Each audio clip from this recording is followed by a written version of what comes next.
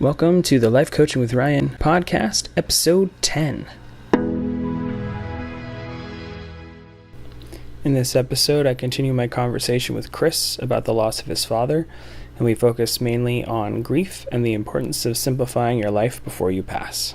To that end, one of the things that we did do, and this is one of the few small, and I say that we don't have enough around getting somebody ready for death or family ready for death and how to manage it afterwards, but one of the things we did do is extreme unction for my father, and for those of you who don't know, it's no longer called extreme unction. Yeah, it's called anointing of the sick. So from a Catholic perspective, right, which is one component of last rites, right? So anointing of the sick. You also have confession, which is an Episcopalian. I don't need to confess to anybody. I need to confess with God, right? But you also have confession. You have extreme unction or anointing of the sick, and then you usually have the Eucharist, right? The breaking of the bread, right?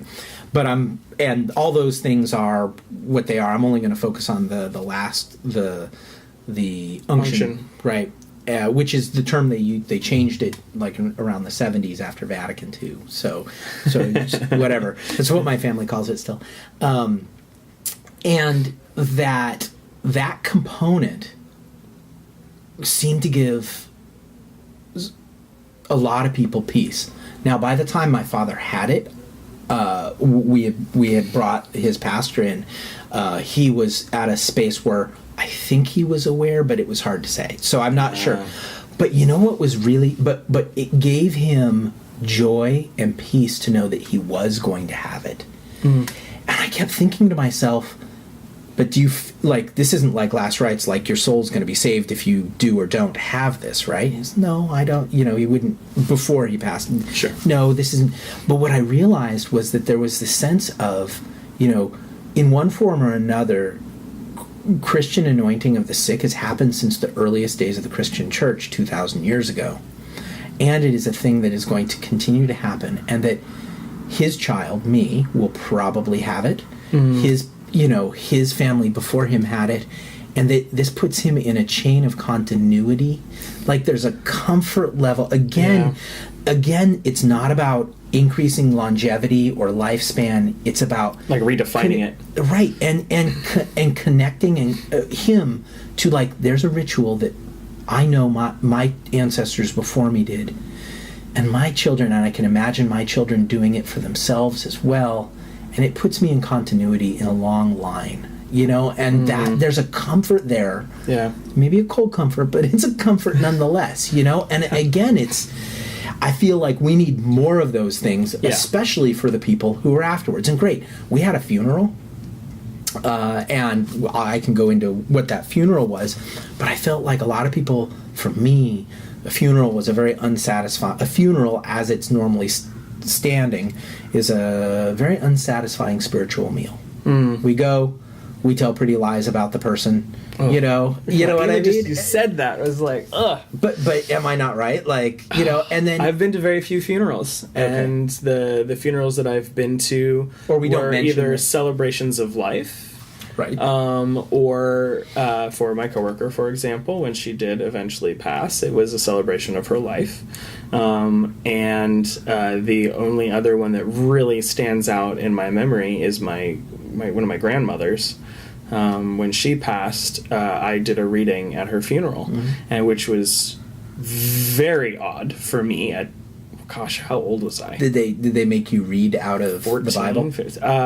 Yeah. There was. We were given a selection of passages because my grandmother was Catholic and it was a Catholic funeral. Mass, and there was a selection of passages that we could choose to read, and my brother chose one and I chose one, and we were the first two readings. And then I actually, frankly, have no recollection of all of what the gospel was or what anything was. Right. And then none of that, no homily, none of that had any meaning to me. What had meaning to me was, here's your stock passages. And my brother chose the one about basically everything in its time. There's a time for reaping, a time for sowing, a time And I can't even remember the one I read. It was just this odd experience of going through that process. If anything, it wasn't personal to you.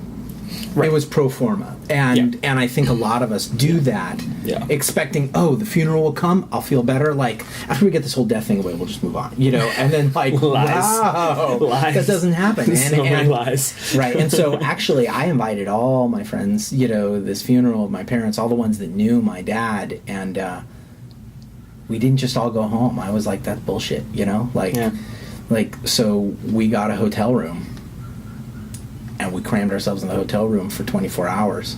And we drank, and we played out at the pool, and just talked and laughed and cried. And I was like, we need... Wow. So I was awesome. I was over at our mutual friend's house yesterday, and he had a picture of me. I actually, after the funeral, we kind of had our own wake, and I picked up my friend and threw him in the pool.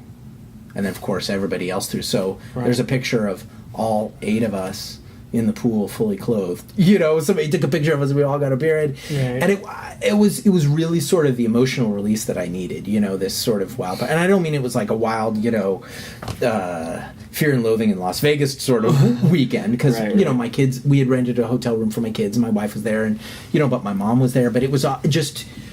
It was almost, we turned this place into a resort where we got to check in tent. And again, that was a level of resources that I don't know a lot of people would be able to do. But it was helpful for me to process, because I was like, what do I say to these people that I care? And I invited people to come, and people who weren't even staying at the hotel would come by and hang and talk. We go through the ritual of the funeral. And then what? And then you go home and process. You don't have a chance to bounce up. And it's so weird to be like, I was just thinking about your dad at home, and I wanted to share this really great story that didn't occur to me at the funeral, because let's be honest, how many times have you had I wish I had said, and it just comes to your head 10 minutes afterwards. And it gives people an opportunity, a long extended period of time, and it was good for me, but I also really think it was good for a lot. My father was a second parent to a lot of people, and it was really nice to have that opportunity to give space to grieving, and giving yourself space. And I read something by a gentleman, I can't remember what his name was now, and it's so embarrassing, and I'll email it to you, so if you want to put it in the liner notes or whatever. Yeah, great. There was a gentleman who, from the Minnesota Men's Conference, who I had listened to him about grieving, and his concept is that you need to give space and time to grieving, that we can't just drop our lives, but hey, maybe 20 minutes once a week on a Sunday, be like, this is my time to grieve, or a half hour or an hour for a year. And not that it's the ritual, but you'd be surprised and say, okay, I'm going to pull out some pictures and I'm going to think about it. And that after a year of doing that, you'll be like, okay, I'm a little bit better. And that we just sort of pack it away, okay, it's done, and we move on with our lives. And then what happens is that at the most inopportune moment, you bust into tears, or it wells up or bubbles up over into, the executive board meeting, and you're like, fuck you, because you're my dad, and I'm everybody's like, whoa, hey man, what just happened? And you're like, totally. you don't process these things, and they find a way to squeak out into other inappropriate moments. I was just in a group coaching call earlier this week, and a woman came on the line to be coached, and she talked a little bit about what she'd been experiencing lately, and one of them was miscarriage. And her statement, talking to the coach who was, running the call, she said, I feel like I need to move on, as if something was wrong, that needed to be changed, because she should be more functional and getting things done. And immediately, what about that weight? I exclaimed, and I was so happy that the coach said the same thing, which was like, or how about you hurt? Right. How about give you yourself breathe? Space? How about maybe the reason stuff's fucked up is because you're putting it in a box?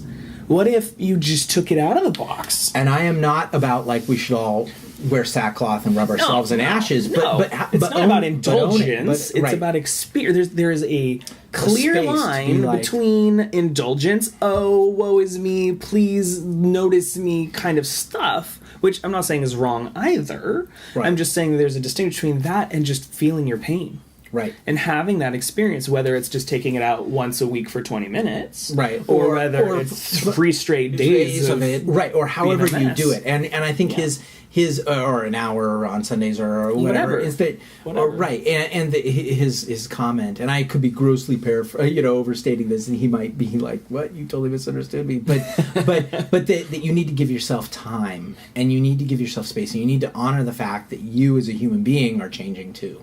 And these changes, and that you are not going to be able to, is not a thing you can't cram the night before for this test. Right. Right. Right. This is you will be inexorably changed in this experience of inexorable transition, right? I think that's kind of a really key thing. So I think for the sake of, because we talked about this for hours, but they've kind of missed out on how you came to this point. So like from that initial conversation, that initial moment, even before you spoke to your father, that from that initial moment of you going, oh my God, he's terminal. Like I would love to have everyone know a little bit about that, what that journey was from, right, oh my God, he's terminal, to all of the steps. Yeah, well, so my father and I weren't reconciled at the time, so he called me kind of out of the blue. Like I hadn't talked to him in months, and the last time I did talk to him was some angry words, and he basically said, hey, I had some leg pain, it wasn't going away, and they did an x-ray and they looked the leg, and then so they found that it was he had a secondary tumor, a metastasis in his leg. They caught the primary, and he really, I think the technical components of his treatment and medical condition acted as a bridge that both my father and I could be like, we're not going to talk about this thing that separates us, but it's very easy. I mean, he's an engineer and a science guy. It's very easy for us to focus on this, and we talk about this and that and this and that. Yeah. I mean, that eventually became a big sticking point, because I felt like he was not reading he was not interpreting or reading the x-rays the way that I would, or the doctor was. He was reading what he wanted into it, but I'm like, at a certain point, I railed against, like, you're not right. You're overly optimistic about this, but then he got to, but then I was like, it's not my job to burst his bubble. Right. You know what I mean? Right. My job is to prepare for what happens when, and not to change his mindset. And so that was an easy thing for me to, like, after I made that mental shift, ironically later on, which is a remarkable shift, to be clear. So after that, though, we had some time, and then he got down and was like, yeah, it's going to be the end soon. And I'm like, no, it's not. And I found myself, like, my third perspective, looking out and being like, wow, this is a real shift, Yeah. But he wasn't wrong. Right. He knew, and I guess what's really interesting is that he knew his body pretty well. Mm. Like, at the end, he kind of knew when he had. Now, what's lucky for us is that my father rode the wave of new biologic drugs. I was going to say, I wrote a note to myself about, it was like 5.5 years when you expected 9 months? Right. Wow. Right. So I knew 2 people who had passed away from renal cell carcinoma in the last decade before my father, and they lasted about 6 months, and that's what I was expecting, and that's what the oncologist had confirmed for us was probably a fairly natural course. And in fact, though, he had gotten on a clinical trial for some new biological drugs that were basically, he took tissue necrosis factor, and I won't get into the science of that, but essentially what it did is it boosted his immune system to fighting off the cancer, and it really worked well. Some of the drugs, and what was happening is it was the time for, and we're still at the beginning of this revolution. So I'm not trying to say like, but miracle drugs, right? But it extended his life for 5 years and gave him an incredible quality of life, to the point where he actually started a nonprofit. Wow. Right. And that nonprofit was wildly successful, and he was invited twice to the Obama White House to speak about, and he worked with the Rotary to work in other countries, and it was really amazing. Again, a different conversation for a different time. That would be a lovely one. But then, what was really nice is that he had this moment of what I call real crisis, where the doctors were like, okay, your treatments are okay, but the wound in your leg is still the growth in your leg on your femur is still growing, so they put a rod in his leg. So he had to do this surgery where they put an internal fixation into his leg, and I honestly don't know if it was a rod or what it was, but it was so his leg would be stable. Right, exactly. And he was so belligerent in the hospital. And when somebody is under severe sedation and medication, all the filters are off, right? Right. And he was expressing many of the behaviors that I felt had led us to a point of like separation, right? And finally, I was trying to console my mom because he was lashing out at everybody, and finally as we were wheeling him out of the hospital, I went and I was like, hey Dad, you look like, because I had kind of ignored I was mad at him for a long time, and then we got into this, okay, technically, how is this fixing? That was a good bridge, and then he went into the hospital, and we weren't sure he was going to come out of the hospital, and he did, and the surgery was successful, and as he's coming out, I was like, hey, Dad, I want to let you know, it looks like you're going to be around for a little bit longer. He's like, yeah, I think so, that's great. And I was like, so I'm going to go back to being really fucking pissed at you now. And he looked at me, and he was like, what? You're mad at me? And I was like, you conceited motherfucker. You didn't even know? Like, how could... I am here angry, and you didn't even have the dignity to be upset that I'm angry? Like, you're so... And at that point, I realized it was just so stupid. I was, my anger was so just me and upset. And, by the way, I'm not getting into it, but I had every right to be angry but I realized that my anger was serving nobody but myself, and you're a belligerent asshole. Like let's pause for a moment. Let's pause for a moment, and just address. Okay, you are estranged with your father. He gets diagnosed with a terminal illness. Yeah, you stop part of your life to care for him and check in with him. You remarkably think the question at all, how do you want to die? You're with him through this process, to some degree, dealing with all of your existing baggage and the belligerence that occurs with this type of a situation. Right. So, of course you were fucking angry. right, exactly. I think you're doing such a wonderful job in this conversation of giving us the perspective of a year later, of having processed, of being able to reflect and go, that anger was only serving me. But, just taking a moment to be like, holy shit, I took this man to the hospital, he's having a total freak out, my mom has dementia, and I'm, you may not be the only one, because we didn't talk about that specifically, but you had a significant role. Right. I wasn't the only one. In holding that together. And so... fuck. So after my dad got back from the hospital, I actually went down and stayed with them for a little bit. And when I did, I said, "Okay, Dad, it's time. Like we gotta figure this out." And so I looked for a duplex, brought them up, said, would you be okay with this duplex? This is where my family would be willing to live, because we live in the East Bay Area. Would you be willing to live here? And they're like, yeah, I think so. And so we bought the duplex. Again, I'm not saying that everybody should move their dying parents in with them. And I'm not ignorant to the fact that I was blessed that I had the capability to do this financially, because of my work situation, my wife's work situation, that we could do this.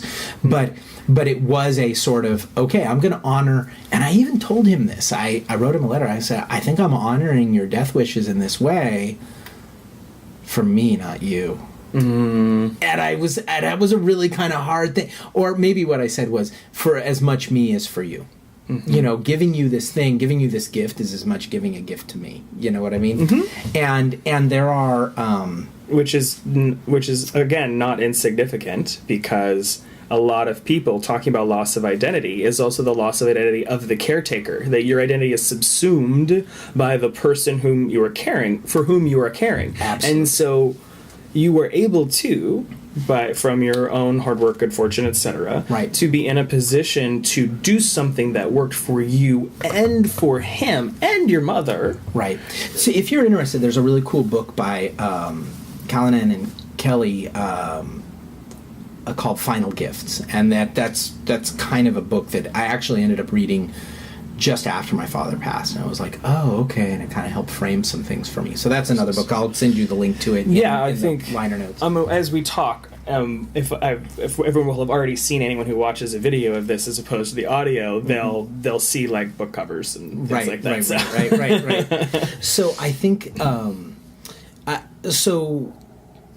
well, then the larger problem came because we moved them out of their house in Cupertino, or we bought the house in Alameda. I bought the house, and then the whole side of the house was like empty, right? And I was like, guys, you got to move, and they weren't ready to move. So I sort of negotiated. Well, how about you transition? You come up once a month. You know, again, this is while my dad was still healthy enough that he could drive occasionally. You know, when on a good day he could drive, because 5 years, right? Right. And how far into the process was this? So we bought the house in 2014, and my dad passed in March of 2017, and he moved in August of 2016. So we had the house for 2 years. Wow. Before he actually moved in. And this is where I got really frustrated. I was really frustrated because we bought the house, and I was like, dude, you're killing me, man. Like, I could have spent, you know, a couple $100,000, a lot of money on something else that you know, but full well knowing that the intention would be that my mom would live on, and I'm not sure that my mom really caught that. Right. But she's got it now. And I'm grateful, I imagine. Yeah. When she's able to be grateful. Yeah. And so what I realized was, why aren't you guys... So they would come up, and it became their sort of pied-à-terre, and they really liked it. They would come up and spend 3 days a week over time. You know, once they would come up once a month, and then they would come up 3 days a week. And then finally, I kind of was like, you guys got to shit or get off the pot. And this had been a long discussion between my mom and dad and I and Lauren, like, you guys got to move, you know? And I wanted to be respectful of the fact that they had a huge community down there. On the other hand, you're talking about a 45-minute drive. You're not talking like I moved them to Armonk, New York or something. You know what I mean? Like the hinterlands. Exactly. And so, so when they finally did move, it was really, really tough. And I realized the impediment, after a certain point, they logically understood they were still going to see their friends. They could still go to their church, you know, Sunday morning drive of 45 minutes as opposed to the 20-minute drive that it was before. It's not a big deal. And I was like, so logically, they acknowledge they should be moving now because you're making me nervous that you're going to actually get sick and we're not going to be able to move you out of the house in Cupertino, you know, this plan. And I felt like I was at some points I felt like I was driving them, but still trying to honor like what's going on. So I was like, well, what is it? What's going on? Like, we've made a space for you. You've moved some stuff that you're coming up for. What is... And I realized... Loss of identity. And that so much of their house and their stuff was this loss of identity. And you hit the nail on the head there. So what I did was called... well, when we went through... So my father was something of a pack rat. And it makes what I would call normal, healthy, crowded behavior seem very healthy compared to I love that you say that, because right now people can't see. I know. But we're surrounded by... But I wanted to be as gentle as possible. I totally understand. And part of why I bought this book was not just preparation for this conversation, but for me. Right. Because death cleaning is about how you lighten the load of your life, both for your own experience as well as for those around you if you were to pass. I have so much shit. I mean, literally, there are probably 5 boxes of mementos behind you, plus pull drawers of stuff. But see, Ryan, it's a disease that I have. I could show you a picture of my spare bedroom at the moment. I mean, it's the same. It's the same thing. It's a North American disease, and I actually have a comment about that in a little bit. I know, it'd be great. But for me, what I realized was my dad was a pack rat, far beyond what I call normal. Collective behavior. Oh, I'm normal, thank God. Right, exactly. Oh, yeah, totally, right? As we look around. But he was actually, and for a long time, I thought that my dad was the problem, and my mom was just the check valve of sanity. Finally, she'd be like, and I thought, but what I've realized now, since my dad's been gone, it was a folie à deux. It was the two of them together. Yeah. But nonetheless, they had a 2,600 square foot house, 2-story, 4-bedroom, full of stuff. And when I say full, I mean my dad was a tinkerer, engineer, half-done projects, garage. I mean, I have pictures, and I didn't bring them. I should show you, because you would have been gobsmacked. You would have been like, what the heck? And maybe if you're willing, we can post one of those. Yeah, sure. And I really had to, his collection went into the realm of pathology, in my opinion. And so I started trying to go through him, organizing, and I would be like, okay, let's get rid of, we would get rid of stuff, and literally I'd come back 3 months later and there'd be more stuff. And I was like, we gotta cut, I'm sorry, if you want to live, we gotta cut off your arm. We just gotta do it. We gotta we gotta do this, right? We gotta amputate. Yeah. And so I had a number of, and I realized that that's what they were dragging me. It was not the friends, which they still had deep friendships with. It was not it was the house, it was the stuff. And so I hired a really great company called Creating Comfort. And the company is focused on geriatric relocation and downsizing. And they did a really great job. Wow. And so much of their work was not about like packing. So they were kind of a moving company, but it was about having conversation, processing and conversation. Yeah. Like you've got 60 photo albums here. Can I help you digitize those? Here's the resource to digitize those, and we can put them on your iPad. Not that my mom is cognitively using an iPad right now. And gosh, I hope nobody ever... Because my mom's never going to hear this podcast, but I hope. No. And if she does, she's probably not going to be aware of it. But it's true, though, that they helped. There were so many things that they had collected. And then I went through this process, because I struggle myself with material collection. Their process, their check valve for that was, well, I acknowledge I don't want it. We can't keep it. Maybe Chris would like it. And they would give it to me. And I would be like, you didn't ask, you just brought it over. And I'm like, no. This is a sickness. This is like, and I was like, and it's so hard, because there were so many things that my father, like even after he passed, he had all these degrees. And they meant so much to him. Yeah. And yet they're a piece of paper. And yet... from my perspective, I really had a really hard time getting rid of his degrees and diplomas. They mean nothing to anybody else in the world now. Yeah. But they were so quintessentially my father. Yeah. And it was so difficult. And so one of the really cool books that helped me is The Life-Changing Art of Tidying Up by Marie Kondo. So this book, and I'll share a lot about her, she gives a lot of technical strategies, but she also offers some process and emotional insights into getting rid of stuff and how we can do that. And one of and unpacking my spirituality, she was a Shinto temple maiden, okay? So she wasn't a priest, but she worked in that spiritual community, right?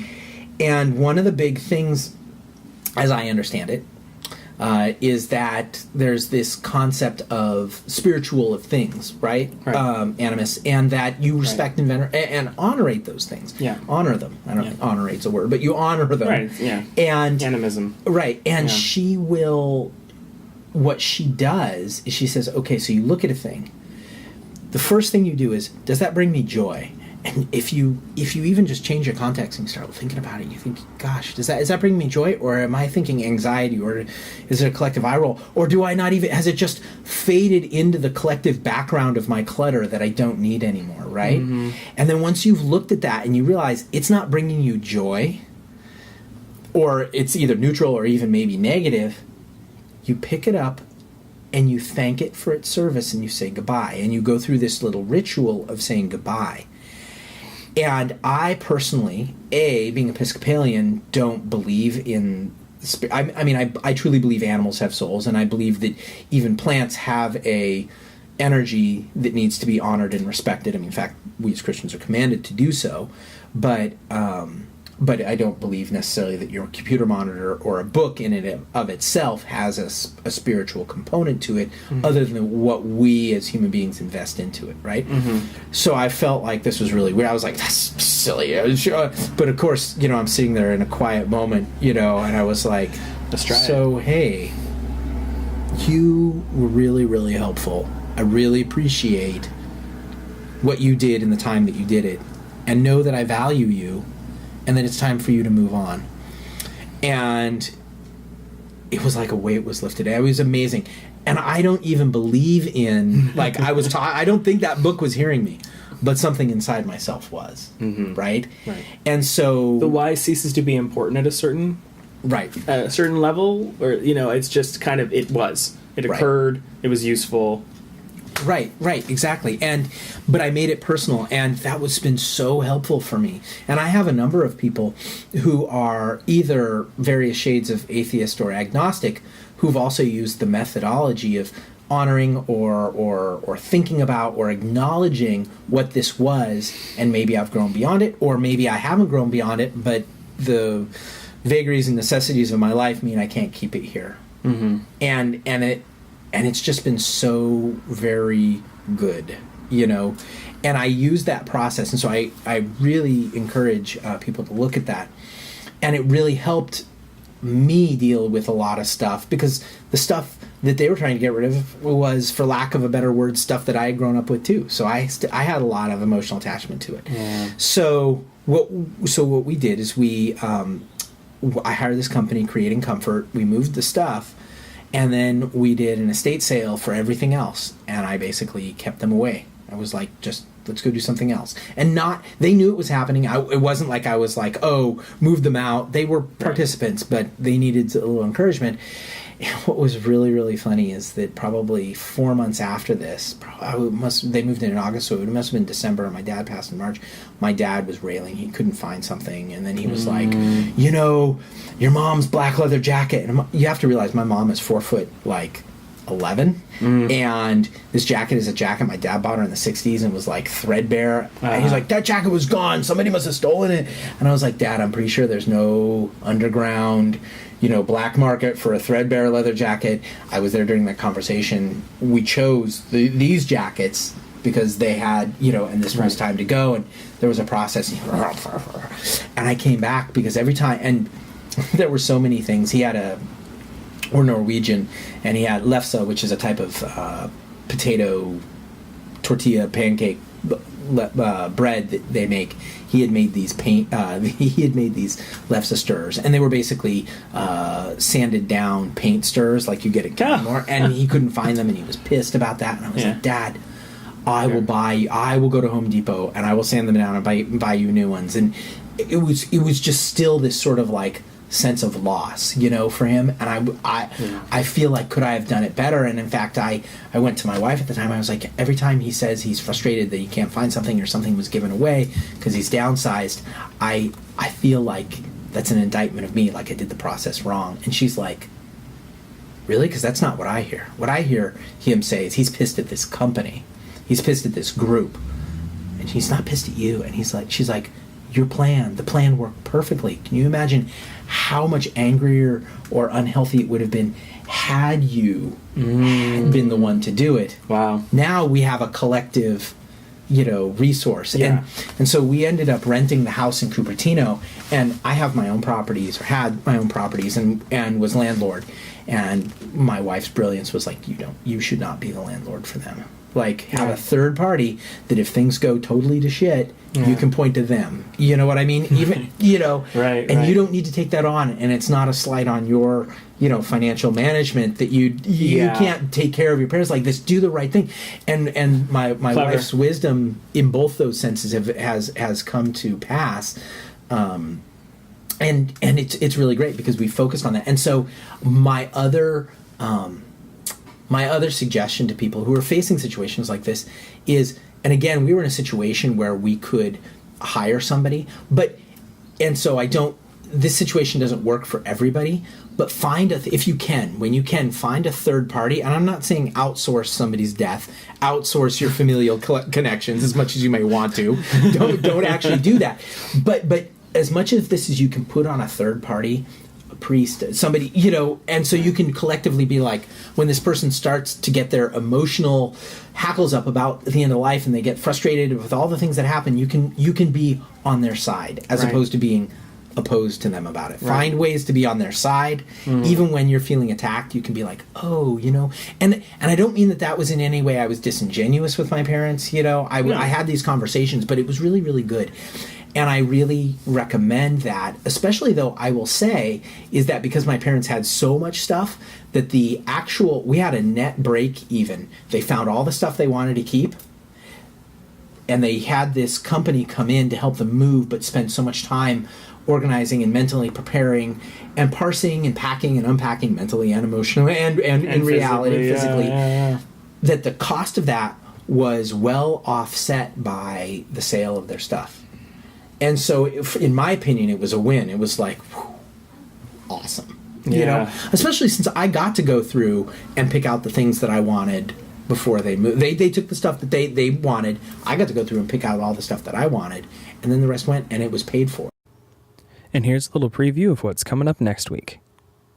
It's so funny because when you were talking about it, I'm like, okay, my life coach brain kicks on immediately, and here's the emotion behind what you're saying and the self-judgment and what you're saying, and goes, okay, real talk, even if he was mad at you and not the company, I mean, it's wonderful for your wife to be able to use that kind of dissemblage in that moment. But the truth of the matter is, coming to the conclusion and the understanding that, no, you did make the right steps. And even if he was angry at you, exactly as you just said, it's the dementia, it's these other things that are happening, it's things that you can't possibly control or take responsibility for. It doesn't mean we don't. We're human. We care. You care about your dad. You want to do the right thing. Something Jenny and I were talking about. Jenny, so you know, is the person I did the first podcast with. Right.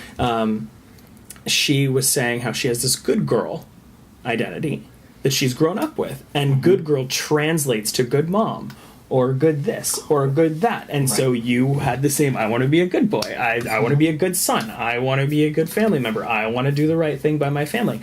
So this is again part of that emotional experience as you're trying to go about doing the quote right thing unquote, for your family. Like the show?